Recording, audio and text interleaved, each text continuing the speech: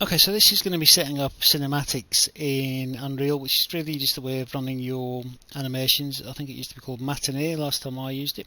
So this is 4.24, so they've changed it to cinematics, which is up here. So let's just run this and see what occurs. So that's the door. We want to just get it into position, so we're going to have a double door that swings open when the player approaches. So just get it all scaled up and in position.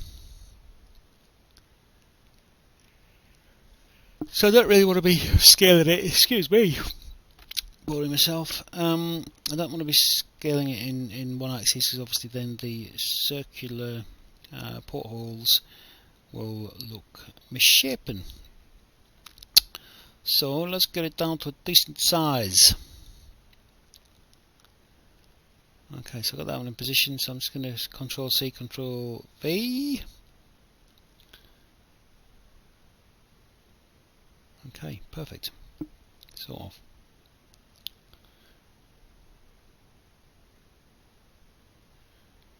So here's an interesting tip, which you probably know anyway, but obviously we just want to, if you minus it in the one of the axes, then it'll flip it. Again, I've mentioned this before, but I seem to have the innate skill of always choosing the wrong axes. So it's not the Y, let's go for the Z. It's not the Z, so there's only one left. Do this every time, amazing. Okay, so again, yeah, there we are, that's fine. So as you can see, it's sticking out of the side of the building, so let's just get the front facade of the building organised, so you'll see what I mean when I'm talking about facades. So just Control C, Control V, and then off we go. Just snap that together down there. So there is a snap to vertex button in Unreal. I need to look up what that is. As I've said, I'm kind of relatively new to this version of Unreal.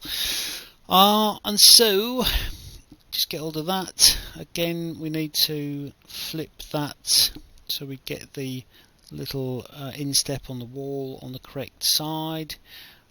So again, it's the wall between myself and the correct axes. All of them seem to be making it go invisible. So I think I did this for a while, gave up, and then okay, it's got to be one of them. No. It's also got the added irritation of hiding the negative value on the menu that I'm typing in. Okay, so that one's made it disappear, or has it just gone off screen slightly? Probably the latter. So I think that is right. Okay.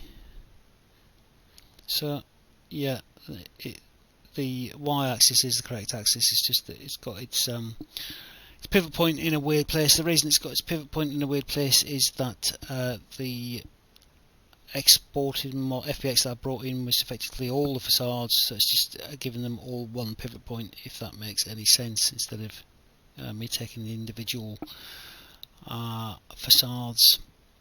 Okay, so just drag that over, and we've got a fairly decent recreation of the front of the university, except the front of the university doesn't have a big hole between two of the walls. So let's try and correct that. Still not done it. So as I say, normally just snap these vertices together. I'll have a look to the shortcut keys for that in after this video. So that's all fine. So next up, I'm just dropping a box trigger in. So triggers are the kind of the bread and butter of game development, as I'm sure you know. So what we want to do here is we want to just make this trigger big enough for the player to step into to activate the doors.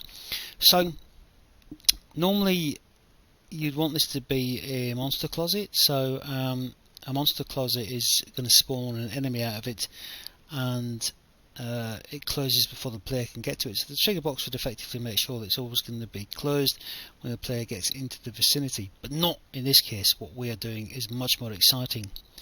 It is going to open. So when we get into the trigger box. So the big button there with the arrow pointing down, is kind of like that's a visual representation of it being a trigger. So make sure you've got the correct box trigger in place. And so what I'm doing is I've lost my folder, so this is down to my naming convention. So that's the first thing I need to fix. So I think I'm just going to have a fiddle. Okay, so I've just what I've done here is I've made a new cinematic sequence. If you look up on the right hand world outliner, you can see it's called door open. If you just look up over here. So what I want to do is I want to add an actor to the sequence. So door left and door right. So really what's happening here is we're just adding in the actors, the two door objects from the scene. And then what we're going to do is we're going to animate them. So this is what we're going to be doing, is adjusting the transform. So really we're just going to be adjusting the location. So if you press enter on frame 0 with the object selected, that's basically setting your initial keyframe. Very easy, I hope.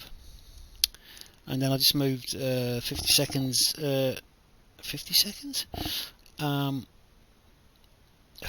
So I'm not quite sure what the scale is on the top of the graph here, but so you can test that. And then what we're doing is once you move it inside the actual main window, and then you press enter again. So it will lock in the two keyframes at the start and the end position. It's quite a common procedure. I'm sure you've all done it many times.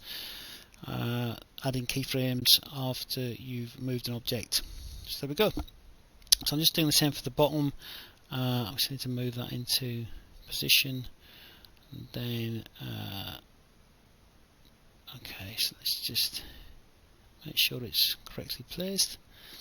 So what's happened there is I haven't pressed enter, so it's just snapped back. So if I just make sure that I've got the door selected, go back to that frame, press enter, woomph, kapow. Let's have it. Okay, so that's your sequence of the two doors opening and closing. So the next thing we actually want to do is trigger this sequence. And what I'm going to do first is I'm going to just move this folder. I'm just cleaning up my folders so that I actually can work out where on earth I've put everything, and making sure I've got the cinematics in the cinematic folder. So this is important to make sure you've got your folders clearly labelled, otherwise chaos will ensue. On that note, I'm off. Goodbye.